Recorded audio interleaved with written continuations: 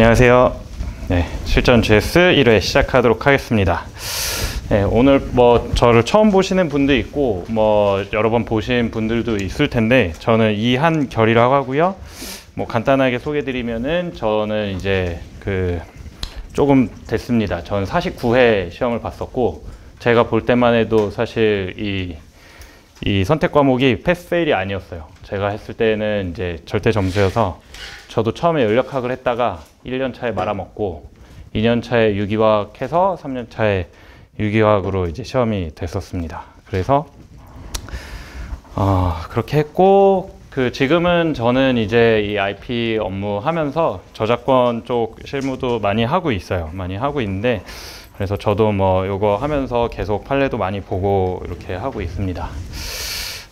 우선 기본적인 것부터 말씀을 드리면은, 필요하신 거 궁금하신 거 있으시면은 여기 이메일로 많이 보내셔서 물어보셔도 되고, 아니면은 오픈 카톡으로 언제든 물어보셔도 됩니다.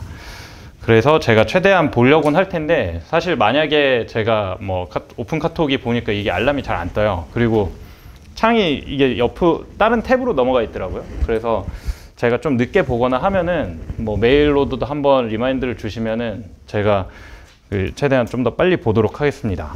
그리고 이 책 부분이 조금 저도 답답한 부분인데, 원래는 제가 3월 초에 이제 책이 나가기로 돼 있었는데, 출판사의 디자이너님이 인수인계를 안 하고 이게 사라지셨다고 하더라고요. 그래가지고 저도 너무 황당한데, 그래서 이제 책이 인쇄가 들어갔습니다. 그래서 이제 나오긴 하는데, 어차피 제가 PDF로는 다 나눠 드렸으니까 괜찮을 것 같아요. 아마 거기서 조금 디자인적인 거나 조금 그런 부분들이 바뀌어서 나오는 건데, 혹시라도 제가 아마 실전에는 PDF를 그래서 올려놓지 않았을 것 같은데, 만약에 PDF로 여기 강의에서도 필요하신 분들은 메일이나 톡을 주시면은 제가 그거는 책은 언제든지 필요하시면은 PDF로 드리도록 하겠고, 그리고 이제 두 번째로 이제 쟁점을 이번에 물어보시는 분들이 좀 있더라고요. 그래서 사실은 제가 어떤 분인지 모르는데, 어제도 한 분이 보내주셨는데 제가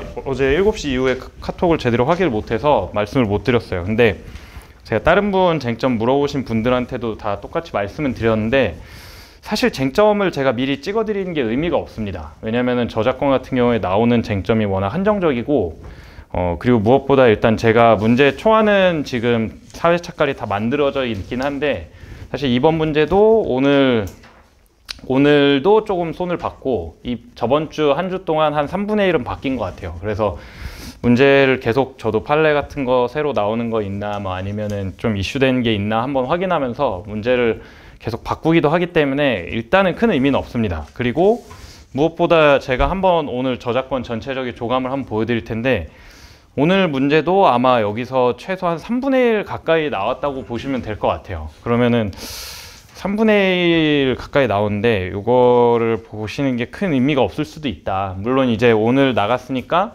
오늘 좀 주요하게 나온 거는 다음 회차부터는 안 나올 가능성이 높겠죠. 이거는 GS다 보니까. 근데 중요한 부분들은 아마 다시 나오는 부분도 있을 수도 있고요.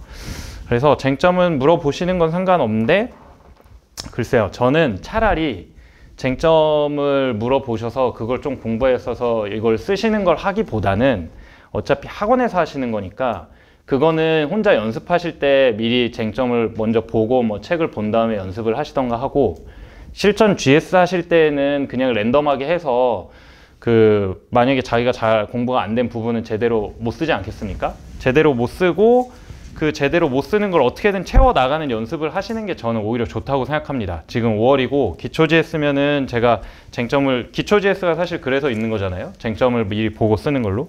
그래서 저라면은 아무리 지금 공부가 안 돼 있는 분이라도 여기서 그냥 막 쓰는 거를 연습을, 저는 차라리 랜덤하게 나오는 거를 추천은 드립니다. 그렇지만 저도 쓰는 게 처음에 얼마나 막막한지 알기 때문에 여쭤보시면은 그건 언제든 알려드리겠습니다. 알려드릴 텐데, 그거를 추천드리진 않는다라는 게 일단 있고, 그리고 이 채점 관련해서 실제 저한테 요거는 오늘 만약에 쓰셨는데 만족스럽지 않을 때도 있잖아요. 그래서 뭔가 다시 써서 그때 다시 또 채점을 받고 싶은데라는 생각이 드시는 분이 있으면 언제든 쓰셔서 저한테 이메일로 보내시면 돼요. 이메일로 보내시면은 뭐 어떤 문제랑 해설이랑 쓰신 거랑 해가지고 저한테 보내시면은 제가 그거는 뭐 언제든지 봐드리고 코멘트 드릴 겁니다. 그러니까 제가 이 말씀을 드린 이유는 언제든 보내시는 거 상관없고, 대신에 이제 실전 시간에는 좀 실전처럼 그래도 사람들 많이 있을 때 이게 쓰는 거랑 또 다르거든요. 그래서 최대한 실전처럼 연습을 하셔서 답안지가 엉망이 돼도 상관이 없으니까, 뭐 이 채점을 받는 게 그래도 아쉽다고 하신다면은 뭐 그때 다시 핸드폰으로 찍어서 보내셔도 되니까 그런 것도 고려하셔도 좋다라고 말씀을 드리는 겁니다. 사실은 제가 이런 말 하면서도 지금 아마 4월 말에 저한테 채점을 해달라 한 분이 뭐 보내신 게 있는데, 그 답안지가 없는 걸 보내셨어가지고 제가 그 답안을 일단은 저도 한번 만들고 보내드려야 될 것 같아서, 그게 좀 시간이 걸리는 분이 한 분이 있어서 제가 언제든 보내라고 말씀드리는 게 좀 민망은 하지만, 아무튼 저도 최대한 그런 거는 채점해서 보내드리고 있습니다. 그리고 그러면 이제 실전 GS에서 지금 어떻게 쓸 것이냐, 제가 이거 강의 때마다 많이 말해가지고 뭐 아시는 분도 많이 있겠지만은 간단히 말씀드리면, 일단 지금 동차시더라도 이제는 그냥 2시간 빨리 쓰셔야 됩니다. 이건 무조건 이제 쓰기 시작해서 망하는 연습을 빨리빨리 해야 돼요. 그래서 첫 번째로는 지금 안 되시면은 일단 여기서는 오픈북을 하세요. 오픈북을 해서 오픈북에서 이거 책 보고서 쓰는 연습이라도 한번 해보세요. 대신에 이제 5월이기 때문에 여기에다가 시간을 무조건 맞춰보세요. 근데 오픈북까지 하면서 시간을 맞추려면 어떻게 해야 되겠습니까? 답안지의 전반적인 내용을 엄청나게 줄여 쓰셔야 될 거예요.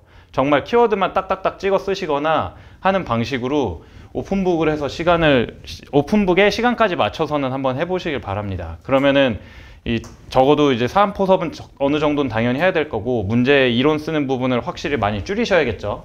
그렇게라도 일단 해보시고, 이게 대신은 이거를 한 번이라도 해보신 분이라면 저는 추천드리는 거는, 지금 이제 실전이니까 일단 지금부터 그냥 시간에 맞춰서 끝까지 쓰는 연습을 한번 해보세요. 답안 보시다 보면은, 제가 보면 아마 이번에도 그럴 거예요. 앞에 진짜 뒤지게 열심히 쓰시고 뒷부분 날리신 분들 꽤 있을 수도 있어요. 문제 뒷부분 시간이 없으니까. 근데 실전 GS에서 연습하실 때는 지금은 일단 무조건 끝까지 다 쓰는 거, 연습을 일단 하는 걸 목표로 하세요. 이거 앞에 아무리 잘 쓰고 하는 게 지금 사실은 중요한 게 아니에요. 하나 쟁점 잘 쓰는 게 여러분 절대 중요하지 않습니다. 시험은 무조건 끝까지 누가 더 꽉꽉 채웠냐가 이슈고, 이걸 연습을 못 하시면은 시험장에서 실제로 시간 부족해가지고 뒤에 문제 날리는 경우가 많습니다. 그런 분들이 사실은 1번부터 3번까지 쓴 거 보면은 실력이 분명히 있는데 시간이 없어서 못 쓴 분들이 있어요. 근데 그거는 진짜 시간이 없는 게 아니라, 자기가 그 정도밖에 속도가 안 되면은 내용을 줄이셔야 돼요. 지금부터 줄이시고, 이 줄이는 게 생각보다 연습이 정말 오래 걸립니다. 근데 지금 5월이기 때문에 이게 지금 안 되시고 계시는 분들은 시간을 무조건 맞춰서 끝까지 쓰는 걸 실전에서는 무조건 하세요. 특히 저작권 더 그렇습니다. 이거 패스페일이기 때문에 한 문제 만약에 시간 부족해서 날리면은 사실은 진짜 너무 억울한 일인 거예요, 진짜. 그래서 이렇게 하는 거를 목표로 하시고, 뭐 잘하시는 분들이야 뭐 알아서 잘 하시면 됩니다. 그리고 집에서 연습하실 때는 이제 뭐 이게 안 되시는 분들은 이제 이거라도 연습을 하시면 좋은데, 만약에 이제 지금 저도 가끔 이제 채점하다 보면 레벨이 이미 어느 정도 올라와 있는 분들이 있어요. 그런 분들은 문제들을 놓고 하나당 그냥 목차만 잡고 키워드까지만 쓰는 걸 목표로 해서 한 문제 푸는데, 그러니까 총 이제 4문제죠. 4문제 다 푸는데 30분으로 해가지고 하는 거 연습을 하세요. 특히 이거는 저는 민소나 특허나 상표도 이게 굉장히 저는 큰 도움이 됐습니다. 이러면은 사실 2시간이면 어떻게 됩니까? 2시간이면은 GS 4회분 다 풀 수 있잖아요. 그래서 그런 식으로 연습을 하시면은 좋을 것 같아요. 저는 보통 이럴 때 뭐 목차는 짝 쓰고, 목차에 들어갈 판례 키워드 단어 딱 2개씩만 쓰고, 이런 식으로 연습해서 한 회차당 30분 내에 끝내는 걸 항상 목표로 했어요.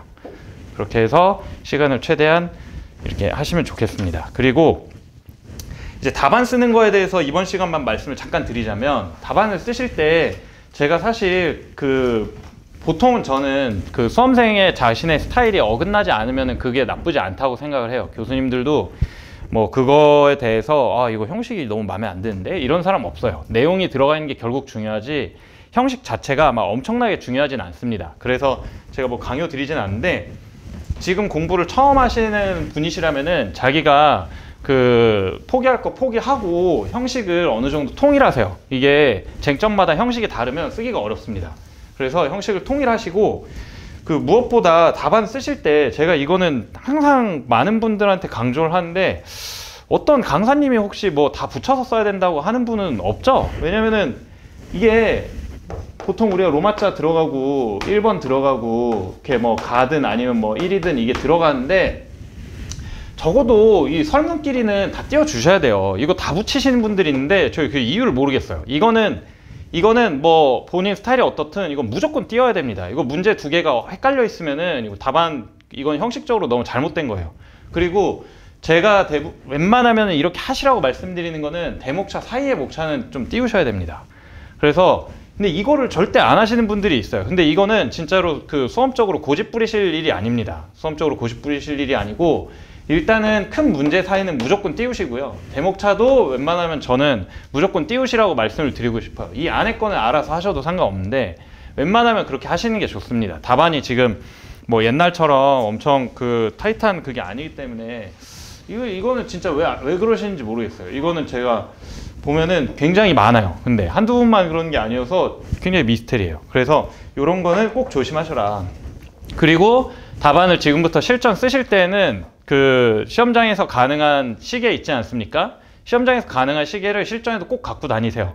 꼭 갖고 다니면서 그리고 또 실제 공부하실 때도 하시면서 무조건 뭘 자꾸 체킹을 하셔야 되냐면, 한 페이지 넘어갈 때마다 자기가 지금 몇 분째 이걸 쓰고 있는지를 매번 체킹하세요. 그리고 목차 잡았을 때마다 목차 잡은 게 몇 분 걸렸는지를 매번 체킹하세요. 그거를 지금부터, 지금 5월이니까 안 하고 계셨던 분들은 지금부터 계속 그 시계를 보셔야 돼요. 시계를 봐서 실제 시험장에서 내가 이거를 목차를 잡을 때 시간을 힐끗 볼 거 아니에요? 그때 봤을 때 내가 평소보다 더 많이 시간을 썼구나, 아니면은 뭐 평소보다 좀 덜 썼구나, 이거를 바로바로 그 고민하지 않고 생각이 들 수가 있어야 됩니다. 그래서 한 페이지 썼을 때도 이걸 왜 말씀을 드리냐면, 이게 문제마다 쟁점마다 내가 쓰는 속도가 분명 사람마다 되게 다를 거예요. 그리고 본인 스스로도 보면은 어떤 쟁점은 막 엄청 빨리빨리 쓰는데 어떤 쟁점은 자꾸 손이 멈추니까 오래 걸리는 쟁점이 있습니다. 그거를 본인이 알아야 돼요. 그래서 한 페이지 넘어갈 때마다 자기가 몇 분이 걸리는지를 항상 체킹하세요. 그래서 실제 시험장에서도 내가 만약에 1페이지를 쓰고 있는데 뭐 시간이 평소보다 오래 걸리고 있다, 아니면 적게 걸리고 있다, 이러면 어떻게 해야 되겠습니까? 오래 걸리면 당연히 그 뒤부터 쓸 때는 내용 다 포기하면서 날리면서 빨리빨리 써서 나가야 돼요. 끝까지 써야 되니까. 그래서 그게 연습이 되려면은 지금부터 시간 체크를 무조건 하시면서 가셔야 됩니다. 네, 이게 첫 시간이라서 기본적으로 말씀드리는 부분이고, 저작권에 대해서 제가 요거는 매번 강의마다 한 번 정도씩은 하는데 좀 전체적으로 한번 말씀을 드려볼게요. 일단 저작권 같은 경우에 공부하실 때 무조건 팁은 뭡니까? 제가 매번 얘기하는 건데, 특허랑 상표하고 이게 법이 뭐가 다른가, 특허랑 상표가 뭐가 다른가, 그리고 뭐가 같은가, 그러면 내가 특허에서만 외운 걸 저작권에서 어떻게 써먹을 것인가를 기본적으로 잘 캐치를 하셔야 됩니다. 그래서 저는 솔직하게 저작권에 시간을 무조건 많이 쓰기보다는 특허에다가 시간을 최대한 잘 열심히 쓰시고 특상에다가 그걸 최대한 저작권에 활용하는 방법을 쓰세요. 왜 그러냐면은 저작권은 책 내용을 보시면 아시겠지만 법조문 내용이 책 내용의 절반 이상일 거예요. 특허랑 상표랑 좀 달라요. 특상 같은 경우에는 판례나 아니면은 뭐 이런 케이스 스터디가 굉장히 중요한 부분이지만, 저작권은 솔직하게 법조문 내용이 거의 그대로 책에 들어가 있다고 봐도 무방합니다. 왜냐면 저작권이 되게 늦게 생겼고 그러면서 굉장히 친절한 법이 됐기 때문이에요. 그래서 여기서 중요한 건 뭡니까? 그러면은 법조문을 우리가 잘 볼 수만 있으면 이 외워야 될 게 굉장히 줄어든다고요. 근데 그걸 모르고 공부를 하면은 진짜 공부하는데 피 터집니다. 그래서 제가 추천드리는 방법은 글을 최대한 쓰는 걸 줄이시더라도 공부하는 시간을 줄여서 최대한 공부를 효과적으로 해서 패스만 하자, 이걸 목표로 삼으시는 게 좋을 것 같습니다. 그래서 저작권은 특허하고 상표하고 관련해서 제일 크게 다른 점이 뭡니까? 이제 여기 들으러 오신 분들은 대충 이제 저작권을 아신다는 전제하에, 그럼 저작권은 이게 등록 절차가 별도로 없잖아요. 그러다 보니까 절차법 부분이 다 빠져 있습니다. 그래서 저작권은 그냥 실체적인 부분만 존재를 하는 거예요. 그래서 이 저작권을 공부할 때 기본적으로 여러분이 시험 문제에서 제일 많이 보는 게 뭡니까? 결국 이게 침해냐를 묻는 게 이 시험의 핵심이에요. 침해인지를 묻는 게 핵심이고, 그랬을 때 요건이 뭡니까? 첫 번째, 유효한 저작권이 존재하는지. 이게 특허에서도 뭡니까? 특허권이 유효한지 여부를 먼저 보지 않습니까? 근데 거기서 많이 보는 게 뭐예요? 등록 요건을 보잖아요. 등록 요건처럼 저작권은 근데 딱 한 가지 요건만 채우면 됩니다. 창작성이죠. 그래서 일단 첫 번째 저작물인지 여부가 해서 여기서 뭡니까? 이거 제가 그 필기 자료 따로 한 페이지 뽑아드렸죠. 사실 저는 기본적으로 필기를 별로 좋아하지 않기 때문에 그냥 프린트물로만 보셔도 됩니다. 그래서 저작물에서는 여기서 이게 뭐가 처음에 나오게 됩니까? 이 창작성 여부 밝힐 때 여기서 항상 제일 많이 나오는 아이디어 표현의 이분법, 이 판례가 나오죠. 이게 제일 중요한, 저작권에서 제일 중요한 판례 중에 하나죠. 그래서 창작성, 저작물은 이제 창작성을 요구를 하는데, 창작성에서 판례도 뭡니까? 독자성 혹은 최소한의 독창성만 있으면 된다라는 게 판례의 태도죠. 그래서 저작물의 종류가 나오게 됩니다. 그래서 종류는 뭐가 있습니까? 첫 번째로 우리가 항상 많이 나오는 게 일단은 어문. 어문이 사실 저작물의 기본적인 근간이라고 보시면 됩니다. 왜냐면은 저작권법이 처음 생길 때만 해도 기본적으로 어문 저작물 외에 뭐 중요한 게 많이 없었어요. 어문, 뭐 음악, 사진 정도였겠죠. 그래서 어문 같은 경우에는 뭡니까? 실질적인 유사성 판단할 때 포괄적, 비문헌적 이런 요소들도 이제 포함해서 비교한다라는 게 판례가 하나 있고요. 그 다음에 음악은 뭡니까? 창작성에서 중요한 판례가 여기서 음악이 하나가 있죠. 멜로디, 리듬, 하모니, 아니면은 멜로디, 가락, 뭐 그 화성 이렇게 해가지고 판례가 여기 창작성 판례가 하나 중요한 게 있죠. 이런 판례들이 중요한 이유는 저작권의 판례가 진짜 거의 없기 때문이에요. 그래서 음악은 그렇고, 연극은 사실 특별한 건 없습니다. 근데 연극에서 중요한 부분이 뭡니까? 여기에 써놓진 않았지만은 연극에선 보통 그게 많이 나오겠죠. 공동저작물이냐 결합저작물이냐. 제가 말씀드리는데 무대 위에서 이루어지는 것들은 대부분 공동이 아니라 결합이라고 생각을 하시면 됩니다. 그래서 뮤지컬이나 아니면 이런 연극 같은 거는 어떻게 됩니까? 보통 결합저작물이겠죠. 뭐 무대 미술 아니면은 뭐 실현자도 존재할 거고요. 그 다음에 미술 같은 경우는 뭡니까? 오늘 문제에도 나왔지만은 사실은 응용미술 저작물이 가장 문제가 많이 되죠. 응용미술 저작물 해서 분리가능성 그리고 복제 가능성 이렇게 해가지고 응용미술 저작물의 창작성 나오는 게 제일 많이 나오고, 그 다음에 물론 이제 미술 같은 경우에는 저작재산권의 제한 부분에서도 가장 문제가 많이 됩니다. 전시권도 관련돼 있고, 그 다음에 미술 다음이 건축 같은 경우에 제일 많이 나오는 게 이제 기능적 저작물이죠. 사실은 이 기능적 저작물 판례 같은 경우에 건축에서 말고는 뭐 여러분이 시험 문제적으로는 나올 때가 사실 많지가 않습니다. 뭐 아니면 도형 저작물 정도지. 그래서 건축 부분이 또 이슈가 될 거고요. 그 다음에 사진도 음악이랑 마찬가지죠. 이것도 너무 유명한 판례고 시험에도 아마 자주 나왔습니다. 그래서 뭐 대상이나 사진의 방법이나 아니면 현상 관련해 가지고 판례가 요소를 찍고 있죠. 그 다음에 영상은 영상 저작물의 특례가 있겠죠. 이 부분도 오늘 시험에 나온 부분이고요. 그 다음에 도형 같은 경우도 제가 아까 말씀드린 것처럼 특별한 부분은 없지만 기능적 저작물 관련된 부분이 나올 수가 있습니다. 그리고 프로그램 저작물은 제가 오늘 시험에는 안 냈지만 프로그램 같은 경우에는 뭐가 나오겠습니까? 게임 저작물이 요새 가장 판례들이 굉장히 많이 나오고 있습니다. 그리고 굉장히 중요한 얘기도 많이 하고 있고요. 그래서 아마 게임 저작물 같은 경우에 제가 GS에 뭐 언제가 나올지는 제가 확답은 못 하겠지만은 한 번은 나올 예정이에요. 그래서 그거는 또 한번 좀 자세히 보시도록 하고, 그 다음에 오늘 나온 게 뭡니까? 서체죠. 서체 도안이냐, 서체 프로그램이냐. 근데 이제 제가 그거는 이제 평소에 너무 많이 보셨을 테니까 약간 문제를 틀어보기는 했는데 잘 쓰셨을지는 제가 한번 기대를 해보겠습니다. 그 다음에 가장 중요한 거죠. 2차적 저작물. 사실 이 부분이 뭐 오늘 시험에도 나왔지만 이 부분은 뭐 계속 나올 수가 있겠죠. 그래서 여기서는 뭡니까? 여기에 어떻게 해야 해당하는가? 판례. 한마디로 새로운 창작적 요소가 꼭 들어가야 된다는 거를 이제 여러분이 잘 아셔야 될 거고, 여기에 플러스로 뭡니까? 특이한 저작물들이 있죠. 편집 저작물도 뭡니까? 소재 선택과 배열 이런 부분들도 편집에서는 중요할 거고요. 그 다음에 제호는 뭡니까? 한마디로 저작물에 해당하지 않는다죠. 제호 같은 경우에. 근데 뭡니까? 그 제호 같은 경우에는 저작물 자체에 통틀어서 이렇게 보호가 되는 게 뭐예요? 동일성 유지권으로 제호는 보호가 될 수 있다 정도만 아시면 될 것 같고, 시각적 표현, 캐릭터 같은 경우에는 판례가 시각적 표현에 의해서는 요거는 보호될 수 있다라는데, 캐릭터가 보호된 이유가 뭡니까?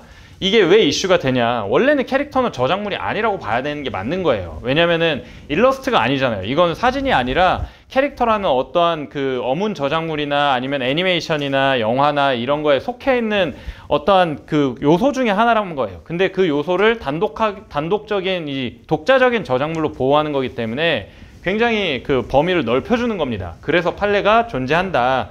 이런 부분을 인지하시면 좋을 것 같고, 그 다음에 이거는 사실 이제 요새 좀 트렌드가 지나갔죠. 음란 저작물, 당연히 이것도 인정될 수 있다라는 게 이제 기본적인 저작물에 관한 내용입니다. 그 다음에 유해한 저작물을 이제 저작물에 대해서는 다 봤으니까, 그 다음에 뭐가 있습니까? 저작권자가 있겠죠. 특허법이랑 이거는 차이점 위주로 공부를 해두셔야 돼요. 차이점 위주로 보시고, 여기부터는 뭡니까? 특히나 이제 그 법조문을 잘 찾아가실 수가 있어야 됩니다. 그래서 저작권자에서 이슈가 되는 건 뭡니까? 일단 기본적으로 저작권자는 창작한 자가 되겠죠. 누구든 간에. 그리고 창작적인 기여를 해야 되지 않겠습니까? 그래서 공동 저작권자가 나오게 됩니다. 이거는 특허법에서의 공동 특허권자랑 굉장히 유사한 부분들이 많죠. 누가 되느냐는. 다만 권리가 좀 다르죠. 권리가 다르기 때문에 그런 부분이 있는데, 창작적인 표현 형식에 기여한 자만이 공동 저작권자가 된다. 이거는 뭐 특허법에서 특허권자 역시도 거의 비슷하죠. 기술적 사장에 기여를 해야 되잖아요. 그래서 비슷하고, 그 다음에 예외로 있는 게 뭡니까? 업무상 저작권자. 이것도 거의 요건도 그렇고 요건에 들어가는 판례의 전반적인 내용들도 그렇고 특허권이랑 거의 유사합니다. 그래서 이거는 보실 때 어떻게 되겠어요? 판례가 있나 없나, 여기서 이런 판례들이 있나 없나를 잘 보셔야 되고 각 요건을 잘 포섭만 하실 수 있으면 됩니다. 그래서 저작권자 이렇게 끝나고, 그 다음에 저작권에서 좀 특이한 거죠. 이거는 저작 인격권이 나옵니다. 근데 여기서 뭡니까? 공표권, 성명표시권, 그리고 동일성 유지권이 나오죠. 이건 세 가지가 있는데 뭡니까? 일신 전속적인 권리예요. 그러다 보니까 이게 어떻게 돼요? 이 사람이 죽으면 어떻게 된다는 거예요. 기본적으로는 저작 인격권 같은 경우는 이게 사라진다고 보는 게 맞죠. 물론 이제 이거는 이걸 사라졌다고 보는 게 맞는 건가라는 거에 대해서 뭐 법적인 이슈는 있지만 수험적으로는 중요한 부분은 아닙니다. 기본적으로 그렇기 때문에 뭡니까? 사망 후 저작 인격권을 어떻게 보호할 것인가가 플러스로 하나가 있긴 해요. 그런데 일단은 기본적으로 공표권, 성명표시권, 동일성 유지권이 존재를 하고, 여기서 중요한 건 뭡니까? 성명표시권하고 동일성 유지권 같은 경우는 일부적인 그 예외 사정들이 있죠. 부득이한 경우들이 있기 때문에 이런 부분들은 예외가 존재한다라는 걸 정확하게 아시면 되고, 그 다음에 저작 재산권이 있습니다. 저작 재산권이 사실은 여기서 이제 제일 많이 우리가 시험에서 나오는 부분이에요. 그래서 이 저작 재산권은 일단 기본적으로 하나에 대해서 여러분이 뭐 복제권 아니면 뭐 공중송신권 이런 거에 대해서 한 줄로는 깔끔하게 쓰실 수가 있어야 됩니다. 의 취지에 대해서. 왜냐하면 시험에 무조건 저작 재산권에 관해서는 뭐 여기에 나오는 이 몇 개입니까? 복제, 공연, 공중송신, 전시, 배포, 대여, 2차적 저작물 작성권, 이거 7개에 대해서는 뭡니까? 의 취지를 무조건 하나는 2개, 최소 제가 생각할 때 한 3개 이상은 쓰시는 상황이 벌어질 거예요. 그래서 이거는 의 취지랑 법조문도 웬만하면은 뭐 정의 규정도 빨리빨리 찾을 수 있게 그 정도는 해두시면 좋을 것 같습니다. 그래서 일단 첫 번째로 중요한 게 복제권. 복제권이 가장 어떻게 보면 시험 문제에 나오기가 좋죠. 이 각각의 태양을, 그러니까 특허법에서도 이 실시 행위를 하나하나 나눠서 보잖아요. 생산한 거, 사용한 거, 뭐 수출한 거, 이거 하나하나 나눠 쪼개서 우리가 침해 여부를 보잖아요. 그것처럼 저작권도 하나하나의 행위들이 뭐에 어떤 권리에 대해서 어떤 행위를 침해하는 건지를 정확하게 구분을 하시면서 공부를 하시면 좋습니다. 그래서 복제권 같은 경우에는 뭐가 이슈가 원래 많이 됐습니까? 예전에 램 관련해 가지고 일시적 복제가 침해인가 라는 부분이 이슈가 많이 됐죠. 판례가 있고, 그 다음에 공연권은 뭐 그냥 특별한 부분은 없지만 요거는 저작 재산권하고 관련해 가지고 이슈가 많이 될 거고요. 공중송신이 있는데 공중송신은 뭡니까? 수신이 없죠. 그래서 수신 행위는 따로 없어요. 그리고 송신 행위만 있다는 거를 잘 기억을 하셔야 됩니다. 그럼 수신은 뭐가 되겠습니까? 수신 다운로드 만약에 받았다. 그럼 복제가 되잖아요. 그럼 복제권 침해가 되는 겁니다. 다운로드를 받으면. 공중송신권 침해라고 하시면 안 돼요. 그 다음에 전시 같은 경우에는 뭐가 이슈가 있겠습니까? 미술, 건축, 그리고 사진, 저작물에 한해서만 전시권이 발생한다. 그 이외의 저작물 같은 경우에는 전시권이 발생하지 않는다. 그 예시로 뭡니까? 노래 가사를 가지고 노래 B를 세우면 어떻게 돼요? 전시권 침해는 절대 일어날 수가 없습니다. 어문 저작물에 대해서. 그러면은 뭐 그거에 대해서는 노래에 새겼으니까 뭡니까? 뭐 복제권 침해가 될 수는 있겠죠. 그런 부분들을 잘 아셔야 되고, 그 다음에 배포. 배포는 뭡니까? 여기서 중요한 건 뭐예요? 배포하고 공중송신을 구분을 하실 수 있어야 돼요. 배포 같은 경우에는 유형물적인 배포에 대해서 적용이 되는 거고, 그 다음에 대여권. 대여권은 솔직히 말해서 이제는 좀 많이 넘어가긴 했죠. 그리고 2차적 저작물 작성권. 여기도 마찬가지로 제일 중요한데, 여기 2차적 저작물 작성권에서 중요한 부분 중에 하나가 뭡니까? 예외 사유가 있죠. 만약에 모두 다 넘긴다고 계약서에 써놨다고 하더라도 2차적 저작물 작성권까지 넘긴다는 말이 별도로 안 써 있으면 이거 넘어갑니까? 안 넘어갑니까? 안 넘어갑니다. 그래서 그 판례 정도랑 이제 알아두시면 되고, 이거를 굳이 여러분 이렇게 두 개로 나눠져 있는 이유도 잘 고민을 하시면서 쓰셔야 돼요. 뭐냐면은 2차적 저작물이 있고 2차적 저작물 작성권이 존재를 하는 거예요. 이게 보면은 이제 요게 뭐 특별하게 수험적으로 중요한 건 아닌데, 이게 개념적으로 구분이 안 가 있으면 여러분이 답안 쓰실 때 굉장히 답안지가 지저분해지시는 분들이 많습니다. 말씀드리면은 2차적 저작물은 말 그대로 새로운 창작적 요소가 부여되어 있는 독자적인 저작물 그 자체를 말하는 거예요. 그리고 2차적 저작물 작성권은 2차적 저작물을 작성할 수 있는 권리가 있다는 겁니다. 그래서 그 두 개를 잘 공부하실 때 잘 구분을 하시면서 개념적으로는 가지고 계시는 게 좋습니다. 자, 그 다음에 오늘 또 많이 나왔죠. 저작 인접권. 저작 인접권을 제가 오늘 냈던 이유는 사실은 이게 결국에는 특이해 보이지만 이게 특이하지 않다라는 걸 제가 말하고 싶었어요. 저작 인접권은 일단 누구누구가 있습니까? 실현자, 음반 제작자, 그리고 하나 뭡니까? 방송 사업자가 있죠. 근데 실현자 같은 경우에 그 보호되는 권리가 있고 음반 제작자한테 보호되는 권리가 따로따로 있죠. 근데 음반 제작자에서 중요한 건 뭡니까? 사실적으로 그 기능적으로 기여한 자를 말하는 게 아닙니다. 음반 제작자 같은 경우에는 법률상 책임을 지는 주체를 얘기하는 거예요. 한마디로 돈을 누가 썼냐, 이게 음반이 망하면 누가 손해를 보냐, 이거를 가지고서 음반 제작자를 결정한다라는 판례가 하나 있고, 자, 오늘 답안을 이따 말씀드리겠지만 쓰실 때 중요한 부분은 뭐였습니까? 예를 들어서 실현자 같은 경우 오늘 침해한 게 뭐였어요? 전송권이었잖아요.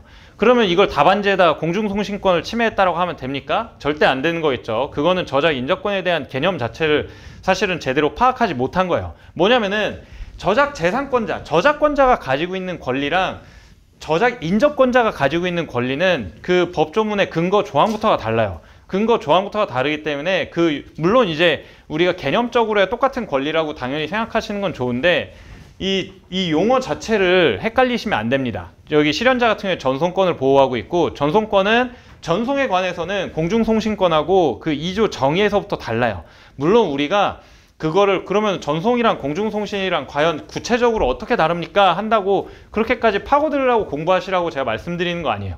기본적으로 수험적으로는 그거를 구분해야 될 정도의 문제는 나오지 않습니다. 근데 적어도 답안을 쓰실 때에는 공중송신권이랑 전송권은 법조문을 보시고 다르게 쓰셔야 돼요. 물론 제가 그것까지 정의를 외우라고 저는 말씀드리고 싶지 않아요. 그렇게까지 공부하시는 건 너무 이를 키우시는 거고, 이게 정의가 다르게 써 있고 이걸 법조문을 내가 보고 다르게 쓸 수 있을 정도의 실력만 키우시면 됩니다. 자, 그래서 그렇게 있고, 그 다음에 기타 권리가 뭡니까? 배타적 발행권이랑 출판권이 있겠죠. 배타적 발행권이랑 출판권이 있습니다. 사실 자, 이게 카테고리가 이렇게 쪼개져 있다는 건 뭡니까? 각각의 별개의 권리라는 거예요. 이게 병렬적으로 이루어져 있는 권리라는 겁니다. 배타적 발행권이랑 출판권 역시도 병렬적인 권리로 생각을 하셔야 돼요. 그리고 병렬적이란 건 뭡니까? 뭐 실현자이면서 저작권자이면서 이 배타적 발행권자면서 이렇게 중복해서 권리를 가질 가능성도 있다는 거예요. 그 다음에 데이터베이스 제작자 보호, 데이터베이스 제작자 보호도 마찬가지로 별도의 조항으로 유지를 하고 있다. 근데 여기서 뭡니까? 편집물이면서도 접근 가능하도록 해놓은 거죠. 여러분이 제가 매번 강조드리는데 편집물이랑 편집 저작물이 헷갈리시면 안 돼요. 편집물 같은 경우는 소재를 그냥 단순히 모아놓기만 했으면 편집물입니다. 근데 저작권에서 그 편집물을 보호합니까? 아니죠. 저작권에서는 편집물 중에서도 편집 저작물이랑 데이터베이스를 보호하는 겁니다. 편집 저작물은 뭡니까? 소재의 선택과 배열에 창작성이 있는 거예요.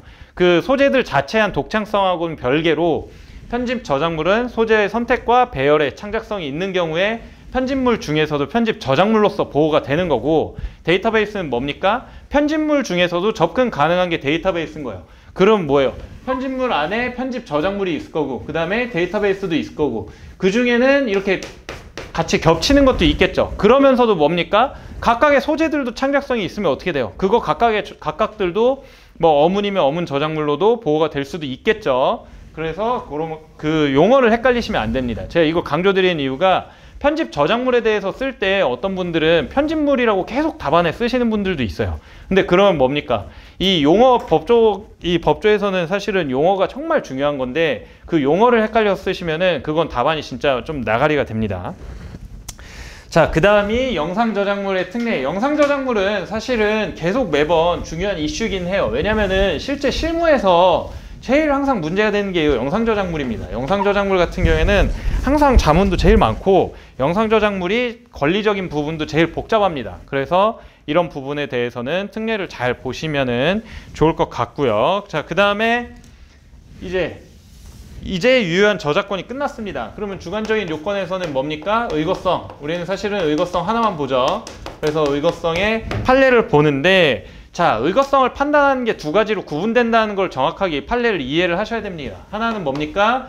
이제 접근 가능성이 있는데 여기에 플러스 실질적 유사성이 인정이 됐을 때 이거 뭡니까? 사실상 추정이 되는 거예요. 근데 이렇게 두 개 다 인정되지 않아도 이거를 따로 독립적으로 놨을 때도 동일하게 창작됐다고 볼 수 있을 정도로 현저하게 유사한 뭡니까? 접근 가능성 필요 없이 현저하게 유사한 것만으로도 사실상 추정된다. 판례가 이 두 가지 요건을 둘 다 설치를 하고 있는데 여러분이 의거성 판례를 쓰실 때 이거 둘 중에 하나만 쓰시면은 그거는 진짜 판례를 절반만 쓰시는 겁니다. 그래서 판례가 이렇게 두 가지를 나눠서 제시를 하고 있다는 거를 일단 잘 아시면서 답안을 쓰셔야 되는 거고, 그 다음에 객관적 요건으로서 이제 실질적 유사성이 나오겠죠. 실질적 유사성에서는 가장 중요한 판례 뭡니까? 아이디어와 표현의 이분법 판례가 여기서도 똑같이 등장을 합니다. 그래서 답안을 쓰실 때 어떤 거는 아이디어와 표현의 이분법이 한 답안에 두 번이나 등장을 하게 되면 어떡하죠? 하시는 분이 있는데 두 번 다 쓰셔도 돼요. 그게 아무 문제는 되지 않습니다. 근데 좀 더 현명하게 쓰시기를 추천드리긴 해요. 답안을 여러분이 이 답안 문제 내는 사람이면 아이디어 표현의 이분법이 두 번이나 한 문제에서 등장하는 문제는 최대한 배제하려고 노력하겠죠. 근데 만약에 두 번이나 나왔다. 이러면 뭐냐면은 뭔가 어떤 거 하나는 힘을 여러분이 빼야 될 가능성이 높다. 그 문제가 뭐 저작물성이 이제 쟁점이 아닐 수도 있고 아니면 쟁점이 굉장히 낮은 쟁점일 수도 있고, 그러니까 그런 걸 머리를 계속 쓰시면서 하셔야 돼요. 자, 그 다음에 여기서는 뭐 합체의 원칙, 필수 장면의 원칙, 사실상의 표준 뭐 이런 것들이 있는데 사실 수험적으로 이게 많이 나오진 않죠. 그 다음에 이제 여기까지 이제 했으면은 뭡니까? 이제 제한 사유를 봐야겠죠. 사실은 저작권에서 이제 결국에는 문제를 어렵게 낸다 하면은 여기 제한 사유에서 어렵게 나올 수밖에 없어요. 왜냐면은 이게 꽤 개수가 많으니까. 특허법이랑 다르게 제한 사유가 중요한 이유가 뭡니까? 특허법에서 제한 사유는 뭐가 있어요? 뭐 바다 위 그 선박 관련해 가지고 우리나라 거쳐가는 거는 침해 안 되고, 그리고 의약품에 대해서도 이제 조제에 대해서는 이게 침해가 아니라고 보잖아요. 근데 그거 말고 거의 없죠. 거의 없는데 얘는 이렇게 제한 사유가 넓은 이유가 뭡니까? 이 취지를 아셔야 되는 게, 왜냐면은 특허 같은 경우는 뭐예요? 이 굉장히 엄격한 심사 절차를 거친다고요. 거의 한 1년에 걸쳐서 심사를 거쳐서 등록을 시키는 거기 때문에 웬만하면은 그 행정력에 대한 부분을 인정을 해주는 거예요. 그래서 제한 사유도 몇 개 없는 겁니다. 법원이 판단할 수 있는 그 제한 사유를 굉장히 낮추는 거예요. 그러니까 진보성 같은 거나 이런 것만 예외적으로 법원이 판단할 수 있게 하고 있잖아요. 근데 저작권은 뭡니까? 만든 그대로 무방식주의로 이 저작권이 발생을 하는 겁니다. 등록은 뭡니까? 저작권의 등록은 이건 어떠한 추정이나 간주 규정밖에 없기 때문에 사실상 저작권은 너무 광범위한 권리를 그 사람한테 주고 있는 거예요. 그런데 저작권의 목적이 뭡니까? 문화 향상 발전이잖아요. 그러려면 어떻게 해야 돼요? 많은 사람들이 최대한 쓸 수 있게 해줘야 된다고요. 그래서 제한 사유가 있는 겁니다. 근데 그런 취지에서 제한 사유가 있다면 여러분이 생각할 때 보통 법원의 판단이 어떻게 돼야 될 것 같습니까? 제한 사유가 생각보다 꽤 적용이 잘 되도록 되어 있어요. 그러면 이걸 역으로 생각해서 문제 냈을 때는 뭡니까? 여러분이 보통 판례의 태도가 제한 사유가 적용될 수 있다는 가능성을 항상 생각을 염두에 두시고 하셔야 되고, 그러면 여러분이 이런 문제를 푸시거나 아니면은 책을 보실 때 주의 깊게 보셔야 되는 게 뭐겠어요? 그럼에도 불구하고 법원이 제한 사유를 인정하지 않는 것들이 무엇인가, 그거를 보시는 게 여러분이 공부하실 때 꼭 중요한 부분이라고 보시면 될 것 같아요. 그래서 첫 번째로 제한 사유는 뭡니까? 일단 권리 소진이 있죠. 권리 소진은 여러분이 그 법조문을 보시고 문제를 푸시면서 특허법에 나온 거 그대로 외우시면 됩니다. 그리고 뭐 도라에몽 판례 뭐 이런 게 작년에 좀 새로 나온 게 있었지만은 뭐 사실은 뭐 기본적인 그 법리가 바뀐 게 없죠. 근데 여기서 중요한 건 저작권에서의 권리 소진은 이 전송권에는 적용되지 않는다라는 걸 명확하게 아셔야 되고, 그 다음에 뭐 공공저작물이나 아니면은 이 부분 중요하지 않지만 중요한 게 뭡니까? 학교교육 오늘 나왔죠. 학교교육 같은 경우에 제가 25조에 하나만 냈지만 이게 항이 나눠져 있고 그거에 따라서 제한 사유가 달라진다. 내가 시험 문제에 나왔을 때 이 공부는 어느 정도는 하셔야 되냐면은 시험 문제에 나왔어요. 그래서 뭔가 이 문제에서 학교 교육을 묻고 있어요. 오늘처럼 이렇게 대놓고 물은 게 아니라 그냥 침해를 물었다면은 여러분이 문제를 보고 25조까지는 들어가서 적어도 이 사안이 몇 항 제한 사유가 걸리겠다라는 그 항은 찾으실 수 있어야 돼요. 그 항이 구분이 돼야 공부가 된 겁니다. 그래서 여기서 이제 적용 범위를 이제 이제 보시면 되고, 그 다음에 뭡니까? 시사, 요거는 이제 7조랑 같이 관련이 항상 되겠죠. 그 다음에 공표된 저작물. 이게 사실은 요게 시험 문제에 가장 많이 나왔었죠, 원래는. 그래서 여기에 대해서는 비영리 목적에 한정되지 않는다. 그리고 이 정당한 범위인지 여부와 관련한 판례는 여기서 이 판례 정도는 외우셔야 된다라는 게 있고, 그 다음에 비영리 공연.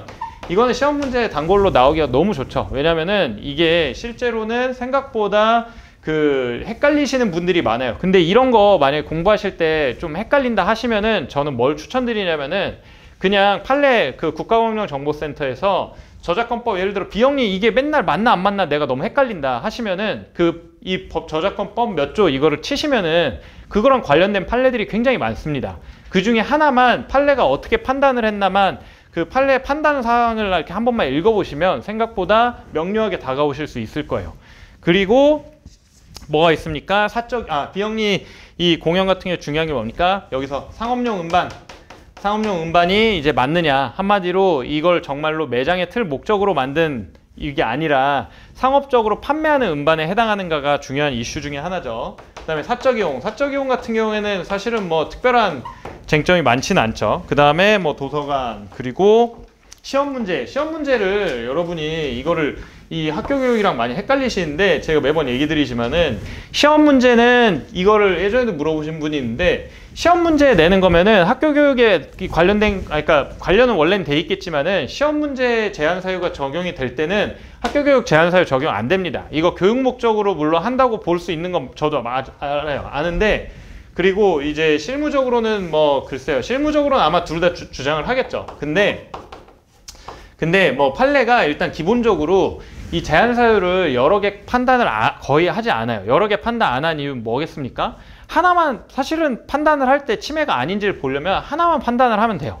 그래서 여러 가지를 판단 안 하는 겁니다. 근데 뭐 여러 개를 판단할 때는 모두 다 아니라고 까낼 때는 사실 여러 개 판단을 하죠. 근데 아무튼 결론적으로 여러분이 수험적으로는 시험 문제에 낸 거다. 시험 문제에 낸 거면은 그냥 바로 이걸로 가시면 됩니다. 학교 교육 목적인가? 이거 뭐지? 이렇게 헷갈리실 필요 없어요. 근데 뭐 진짜 예를 들어서 그냥 수업 중간에 쪽지 시험을 보기 위해서 뭐 퀴즈를 내기 위해서 이렇게 뭐 했다. 그럼 뭡니까? 학교 교육으로 가는 게 너무 당연한 거잖아요. 근데 그게 아니라 정말 정식 시험인 경우에는 그냥 시원하게 일로 가시면 됩니다. 이건 뭐 법조문의 뭐 취지나 이런 걸 설명드릴 수 있지만 중요하진 않아요.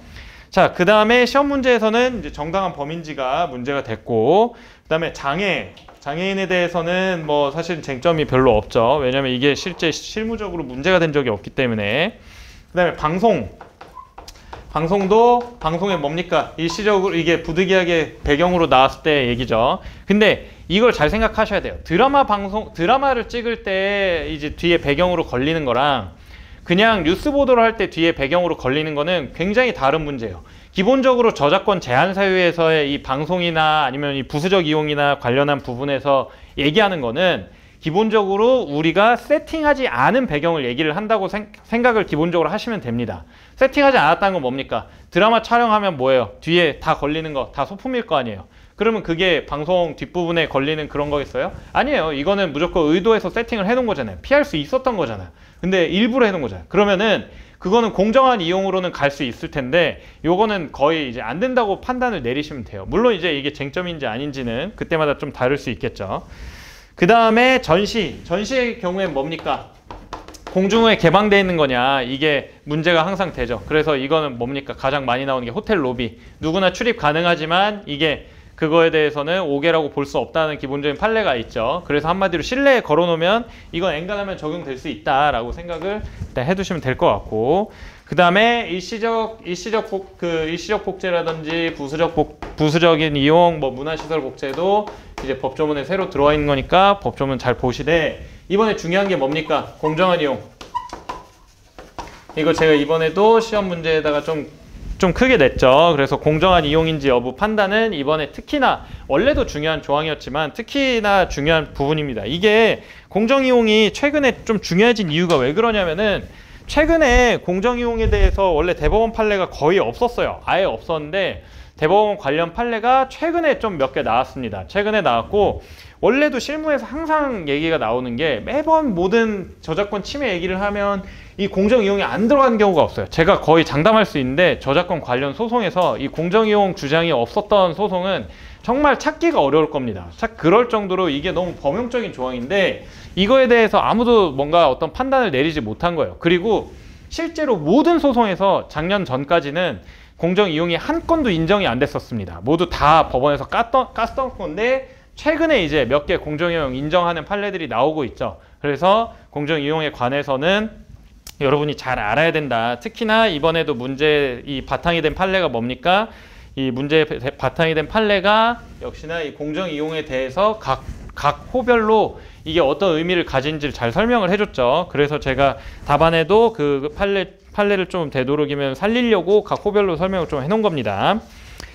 자, 그 다음에 이제 정말 마지막입니다. 이제 마지막으로 제가 오늘 칠판 분배가 좀 실패했는데, 침해 관련해가지고 결국에는 이제 우리가 침해를 묻는 건데, 침해 관련해서 이거는 이제 보기만 하고 설명을 드릴게요. 침해로 보는 행위, 한마디로 이거 뭡니까? 간접 침해하고 거의 비슷한 거죠. 침해로 본다는 건 뭐예요? 그러면 그렇게 했을 때에는 원래는 직접적인 침해는 아니지만은 이거는 침해로 본다라는 거고, 법조문을 잘 보실 수 있어야 되고, OSP 같은 경우에는 매년 중요는 합니다. 왜냐면은 이 플랫폼 사업자가 결국에는 이 OSP 책임을 지는 거기 때문에, 이런 웹 게시물이나, 그래서 이런 부분도 이제 일반론적인 부분을 잘 보실 수가 있어야 됩니다. 그 다음에 사실상 제가 볼 때는 OSP보다 더 중요한 거는 기술적 보호 조치의 무력화 금지. 이 부분은 이제 좀 잘 아셔야 돼요. 뭐냐면은 여러분이 생각보다 뭐가 기술적 보호 조치를 무력화한 건지 잘 모르시는 경우들이 있더라고요. 이거는 기본적으로 기술적 보호 조치를 뭔가 해제를 했다, 뭔가 그러면은 다 적용된다고 볼 수 있습니다.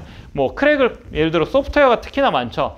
크랙을 깐다거나, 아니면 음악의 DRM 같은 걸 해제시킨다거나, 아니면 시리얼 넘버를 복제를 한다거나, 시리얼 넘버 생성기를 만든다거나, 이런 부분들이 다 기술적 보호 조치를 무력화하는 거고, 그 다음에 권리 구제해서 민사는 뭡니까? 침해 금지 청구, 뭐 손해배상 청구, 명예 그 회복, 그리고 형사는 침해죄, 뭐 이런 부분들이 있죠. 그래서 이런 몰수 이런 것까지 해서 행정적인 그 권리 구제 방법까지 해서 이런 거를 일반론으로는 쓰실 수가 있어야 돼요. 그러면은 여기서 이제 중요한 판례를 한 번만 뽑아 봅시다.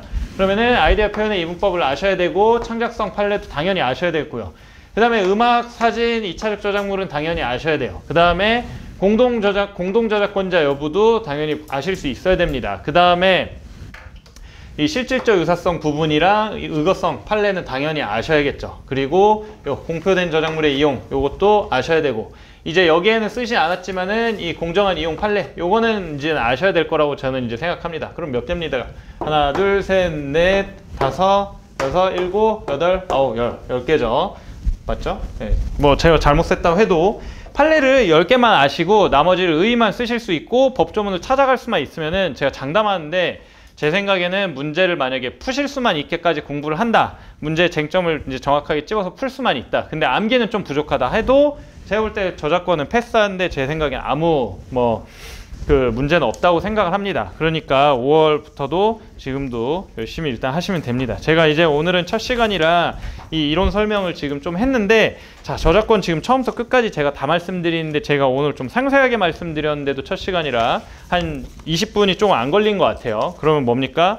여러분 실제 시험장 갈 때까지 저작권 공부는 어떻게 돼야 되냐면은, 제가 지금 이거 말씀드린 이거를 나중에 시험장에서 쉬는 시간에 한번 이거를 처음부터 끝까지 이렇게 스킵을 하실 수 있게 공부가 돼 있으셔야 된다는 거예요. 그게 여러분이 이제 시험장까지 들어갈 때까지 하셔야 될 일입니다. 자, 그래서 빠르게 이제 문제로 돌아와서 문제를 좀 설명을 드리도록 하겠습니다. 자, 1번 문제 1번부터 들어가겠습니다. 자, 일단 이번 그 실전주에서 1번 문제를 여러분이 어떻게 보셨을지 모르겠지만은, 제 생각에는 저는 약간 시험 스타일로 좀 최대한 좀 시험에 가깝게 약간은 좀 애매모호한 부분도 좀 넣고, 그리고 약간의 함정도 살짝은 넣고 해서 제 생각에는 약간 풀기에 조금 어려울 수도 있겠다라고 생각한 문제들도 저는 넣었다고 생각은 했어요.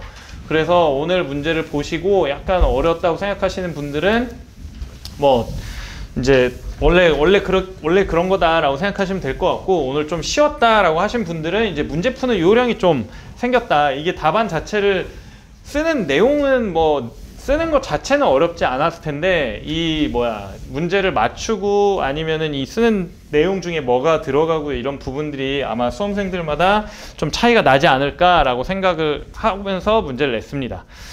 자, 그래서 보시면은 A증권, 일단 문제 먼저 볼게요.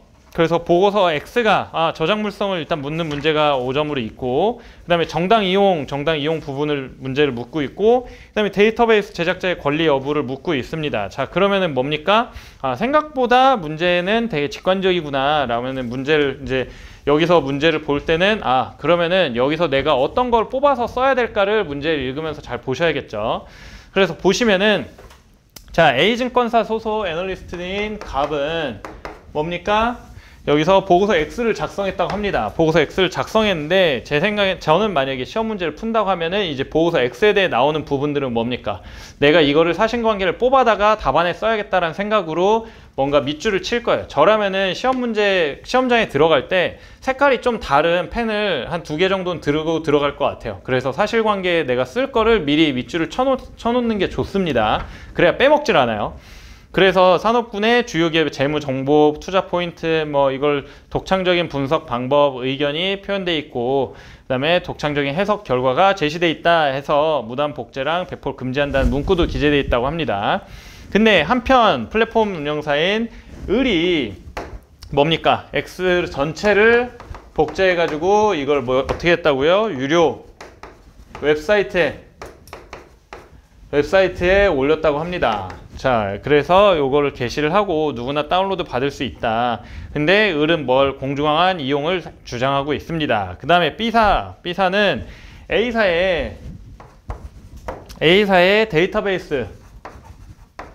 데이터베이스를 무단으로 복제해서 연동을 했다고 합니다. 근데 여기도 뭡니까? 사실관계니까 좀 밑줄을 쳐두셔야겠죠. 뭐 자주 사용되는 거, 이걸 뭡니까? 독자적 기준으로 해석해서 조합했고, 그리고 A사는 이거에 대해서 사람도 쓰고 매년 정기적으로 갱신하고, 이게 뭡니까? 시간과 인력을 들여서 뭔가 구축을 하고 있다는 거잖아요.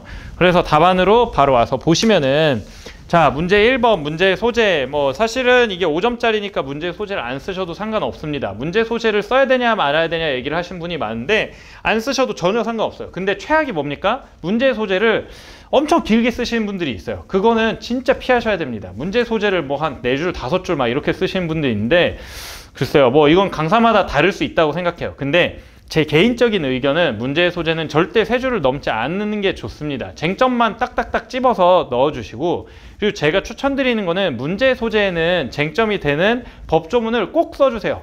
그래서 문제 소재만 딱 봐도 얘가 쟁점에 대해서 몇 조를 정확하게 인지하고 있네. 왜냐면은 법조문은 저작권이, 제가 말씀드렸잖아요. 법조문이 다라고. 법조문이 들어가 있으면은 그 문제는 사실은 틀릴 수가 없어요. 그렇기 때문에 뭐 무슨 내용 들어간 것보다 법조문 들어가 있으면 한눈에 딱 들어와서 답안 인상도 훨씬 좋습니다. 자, 그래서 저작권법상 저작물 해당 여부 해서 창작성에 대해서 열심히 써줬죠. 그 다음에 사안 해결도 아까 말한 사실관계들을 대면서 저작권법상 보호된 저작물에 해당한다라고 결론을 내주시면 됩니다. 자, 그 다음에 설문 2번 뭐였죠? 공정이용이었죠. 공정이용에 해당하는지 여부인데, 이거는 사실 뭐 제가 어떤 문제풀이 방식보다는 여기서의 각 요건에 대한 판례에 대해서 꼭 얘기를 드리고 싶어가지고 이 문제는 냈어요. 사실은 요거는 어떻게 보면 단문을 쓰는 거였죠. 그래서 보시면 문제의 소재도 이 행위에 대해서 얘기를 써놓고 이 행위가 공정이용인지를 본다라고 얘기를 해놨습니다. 자, 그래서 공정이용의 의의, 요건 이렇게 나오는데, 뭐 사실은 의의 같은 경우에는 여러분이 알아서 쓰셔도 상관없어요. 이거는 뭐 어떤 강사 거를 쓰셔도 상관이 없고, 근데 이제 요건 부분이 이제 잘 쓰셔야겠죠. 요거는 시험 전까지 이 답안지를 다른 데다 어디다 정리를 하시던가 해가지고 최대한 이 답안지의 일반론 부분은 어느 정도는 쓰실 수 있게 키워드를 따두시기를 전 좀 추천을 드립니다. 이게 사실은 그 기초 GS에서도 문제가 나왔던 건데, 기본적으로 제가 그 실전 GS에서 문제 낼 때는 기초 GS랑 물론 당연히 똑같은 문제를 복사해서 붙여넣기 해서는 절대 안 내죠. 안 내는데 쟁점은 사실 거의 그대로 중복이 되는 게 있을 수 있습니다. 아마 뭐 요거 같은 경우에도 제가 기초 GS에서 냈었기 때문에 아마 기초 GS 들으셨던 분들은 아마 잘 쓰시지 않았을까 생각을 하고 있습니다. 그래서 판단 요소인데, 이용의 목적 및 성격, 여기서는 뭡니까? 목적 및 성격은 여러분이 제 생각에는 판례를 이거를 어떤 키워드를 잡냐의 문제인데, 글쎄요, 저는 이제 만약에 키워드를 여기서 잡는다라고 한다면은 여기 판례에서 최대한 외우는 걸 싫어하시는 분들은 그냥 비영리적 요 정도만 하나만 잡고 가셔도 괜찮을 것 같아요. 그래서 요거는 뭐 판례 키워드를 몇 개나 잡냐의 그 차이인데, 요거는 이제 호가 많다 보니까 여러 개 잡는 것도 조금 애매할 수는 있습니다. 그래서 비영리적 이용인지 고려한다라고 보시면 될 것 같고, 사실은 뭐 이제 중요한 부분 중에 하나는 여기에 윗부분에 뭡니까? 별개의 목적과 성격. 그래서 별개도 있을 거고, 그 다음에 변형 정도 해가지고 사실 뭐 별개, 변형, 그리고 비영리적 요 정도는 잡고 가셔도 좋을 것 같아요. 왜냐면은 저희가 보통 이렇게 판단을 하면은 제일 중요한 게 이용 목적하고 성격을 사실은 제일 많이 봅니다. 판례도 그렇고 실제 실무적으로도 그렇고. 그런데 여기서 사안에서 뭡니까? 일단 상업적 이용이잖아요. 유료 회원한테 제공을 하고 있잖아요. 유료 회원한테 제공을 하고 있고, 그리고 그렇게 영리적인 목적을 하고 있으니까 공정이용으로 일단 인정되기가 쉽지 않다. 이릉이란 표현을 그냥 써놓은 거는 요건 하나만 판단하는 거니까 했습니다. 그 다음에 저작물의 종류 및 용도 해가지고 여기서 뭡니까? 이 성격 부분도 있고, 그리고 공표된 건지 이제 고려해야 되는데, 그래서 여기서 뭡니까? 보고서 X는 공표는 된 건 맞죠. 공표된 건 맞는데, 이건 뭡니까? 이제 이 자체가 어떤 성격을 가진 거예요? 상업적 가치를 가지고 있는 그 저작물이죠. 그리고 일반인이 누구나 이제 접근할 수 있는 공공적 성격의 저작물로 보기 어렵죠. 그렇기 때문에 공정위로 판단될 가능성이 낮다. 여기에도 사실관계도 무단복제 배포도 금지하고 있으니까 이걸 여기서 다 포섭을 해주셔야 됩니다. 그 다음에 이용된 부분, 그래서 양적, 질적, 중요성 부분이 이제 중요하죠. 양적, 질적, 그리고 필요한 그 범위인지 여부인데, 그래서 을은 보고서 X를 어떻게 했습니까? 전체를 했잖아요. 전체를 했고, 그렇기 때문에 이건 상당성을 초과했다라고 볼 수 있고, 그 다음에 마지막으로 뭡니까? 시장가치입니다. 시장가치인데, 현재 또는 잠재적인 시장가치에 미치는 영향을 본다고 하고 있습니다. 여기서 중요한 건 뭡니까? 잠재적인 부분도 본다는 거죠. 그래서 을이 보고서를 무단으로 복제해서 했으니까 크게 당연히 훼손될 수 있겠죠. 이거 누구나 그 유료 회원은 누구나 다운받을 수 있게 했으니까. 그래서 설문 해결은 결국에는 이제 공정한 이용에 해당하지 않는다라고 결론을 내려주셔야 됩니다. 자, 여러분이 그 결론이랑 뭐 해결이랑 문제의 소재를 적을 때 가장 중요한 점은 뭐냐면은 쓸데없는 얘기를 제일 하지 않는 게 중요합니다. 이거를 쓰실 때 물론 뭐 제 답안도 중복된 내용이 당연히 있을 수는 있겠지만은 최대한 중언부언하는 내용을 줄이셔야 돼요. 이게 지금 저도 마지막에 예전에 기초 GS에서도 말씀을 드렸는데, 레벨이 올라가시면은 나중에는 뭐가 문제냐면 내가 쓸 말은 너무 많다 보니까 시간이 부족합니다. 근데 여러분이 이제 그럴 때 다시 한번 돌이켜서 보셔야 되는 건 뭐냐면은 자기 답안지를 한번 찬찬히 보세요. 찬찬히 보면은 생각보다 이 말은 쓸모는 없네, 이게 점수에는 도움이 안 되겠네 하는 문장들이 꽤 많습니다.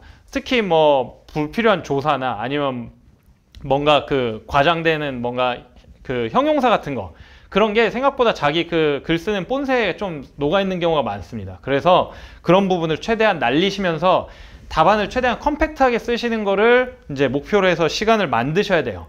그래서 그런 걸 이제 연습을 하셔야 되고, 자, 그래서 설문 3번으로 이제 바로 넘어가겠습니다. 설문 3번은 데이터베이스 제작자의 권리를 침해하는가 라고 해서 이제 93조가 문제가 되는데, 그래서 2번 데이터베이스 개념과 보호 취지 4쪽입니다.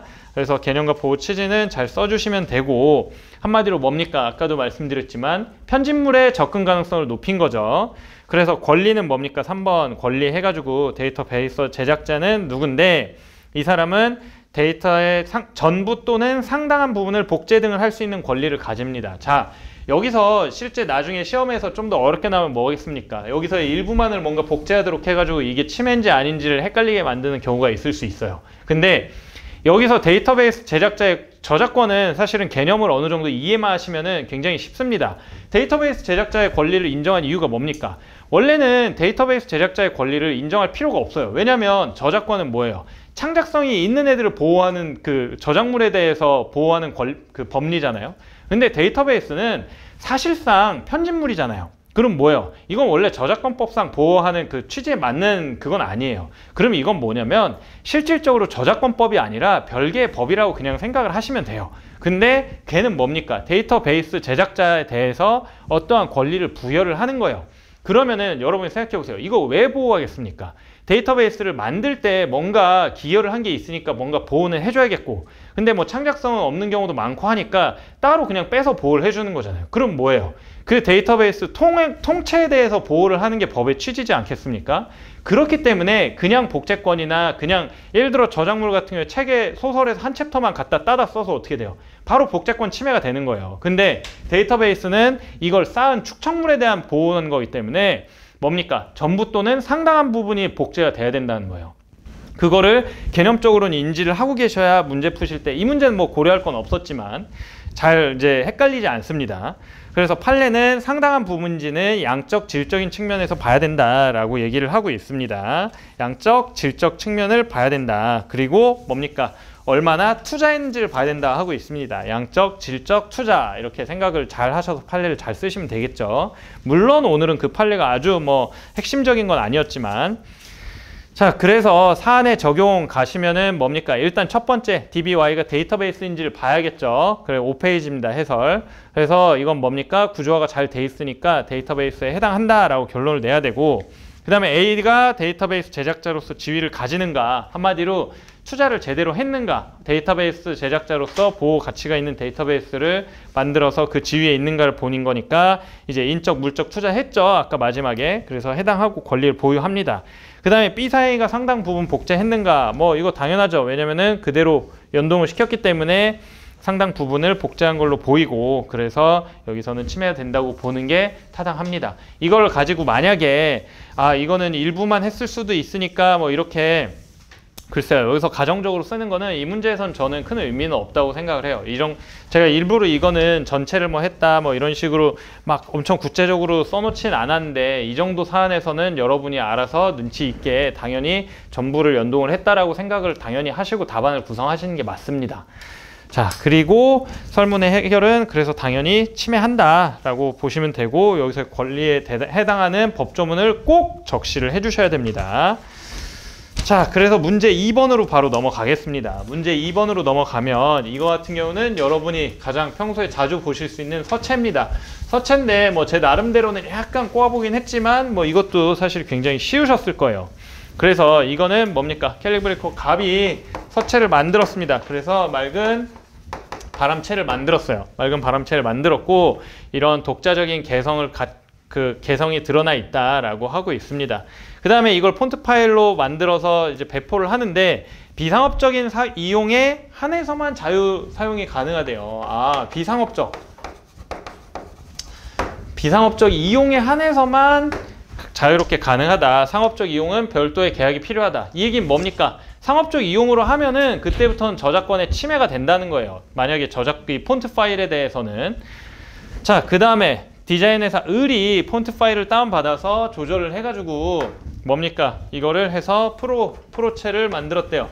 자, 그럼 이거 뭐예요? 상업적인 이용을 했는데도 상업적 이용한 건 뭡니까? 그러면 그 이용에 대해서는 다 저작권 침해가 들어가는 겁니다.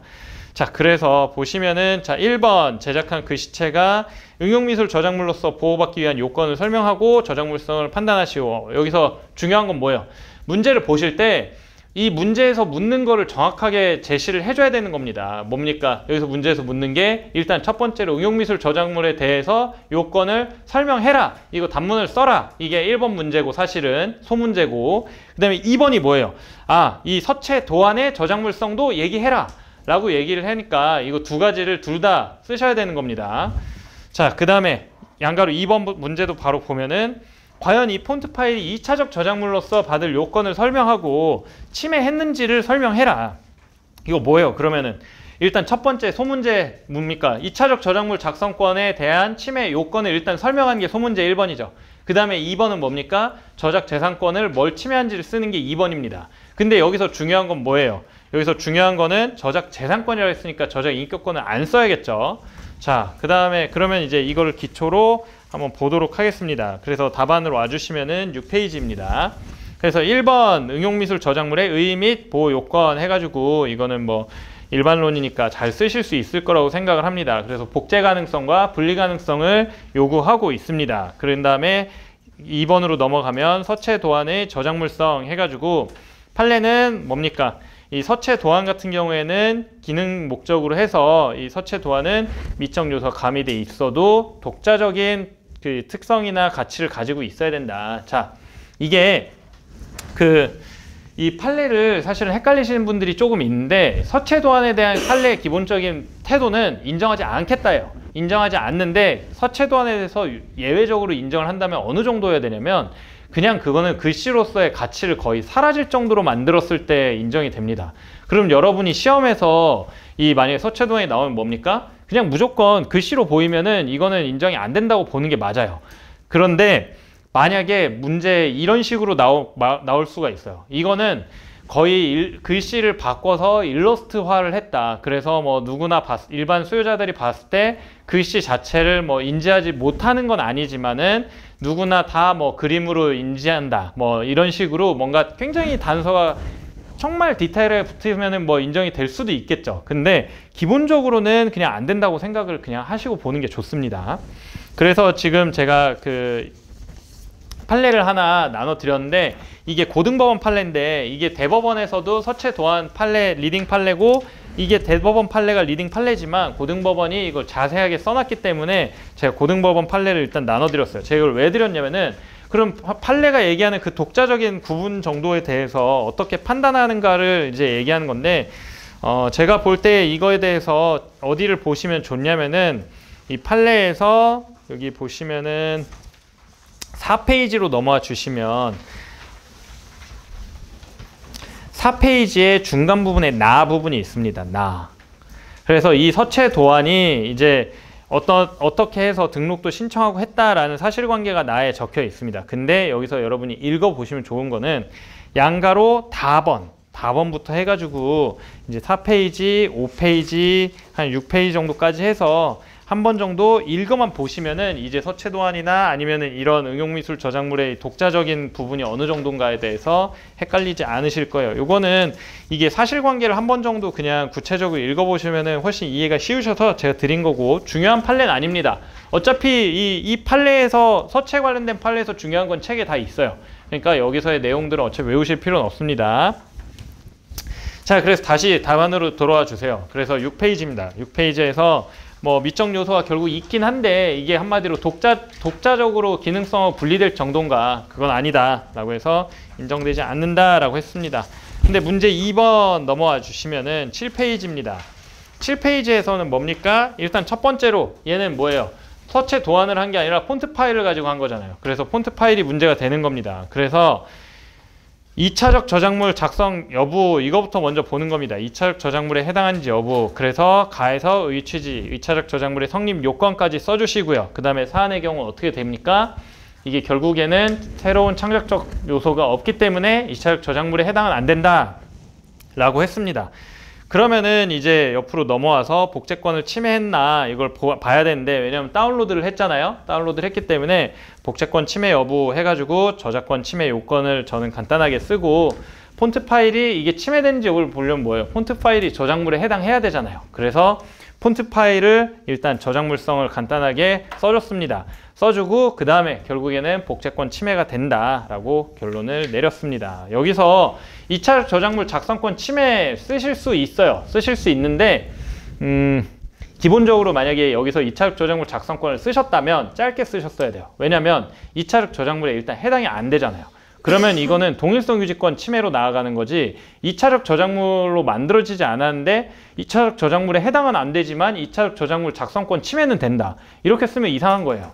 그래서 침해가 안 되는 거는 짧게 쓰시고 빠져나가셔야 되고, 여기서는 동일성 유지권은 문제가 될 수 있겠죠. 근데 뭡니까? 저작 재산권을 쓰라고 했잖아요. 그러면은 여기서 동일성 유지권을 만약에 쓰신 분이 있다면 저는 무조건 이거는 3줄 이하로 쓰셔야 됩니다. 동일성 유지권도. 이거를 막 너무 길게 쓰는 거는 솔직히 답안 점수에 오히려 마이너스예요.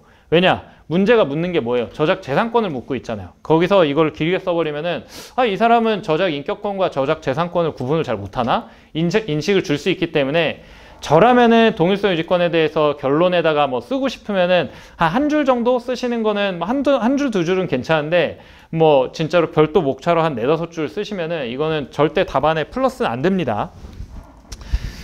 그래서 복제권 침해된다라고 이제 결론을 내려서 해주시면 됩니다. 그 다음에 문제 3번으로 넘어가겠습니다. 문제로 잠깐 와주시면, 자, 문제 3번 같은 경우에 문제가 좀 길죠. 양가로 1번 먼저 봐주시면은 첫 번째 실현자로서의 권리를 설명하고, 그 다음에 실현자로서의 권리 중에 뭘 침해했는지를 보라고 하고 있고, 마지막으로 영상 저작물의 특례랑 이 권리 관계 법적 문제점 설명하시오 라고 제가 적어놨습니다. 근데 배점도 쪼개놨죠. 그래서 10점 안에서는 실현자의 권리랑 그리고 이 침해된 권리 이거를 적어 주셔야 되고, 그 다음에 5점 안에서는 영상 저작자에 대한 특례랑 요게 어떤 게 문제가 되냐.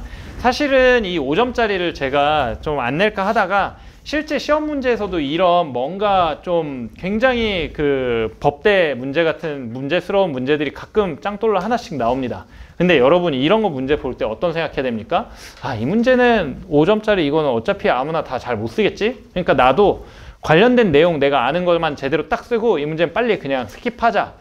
실제 시험장에서도 이런 전략으로 가셔야 돼요. 이런 문제 하나 나와서 멘붕 빠지시면은 절대 안 됩니다. 물론 제가 이렇게 말은 했는데 막상 답안을 봤을 때 여러분이 다 잘 쓰셨으면 제가 지금 말한 게 좀 민망하겠죠.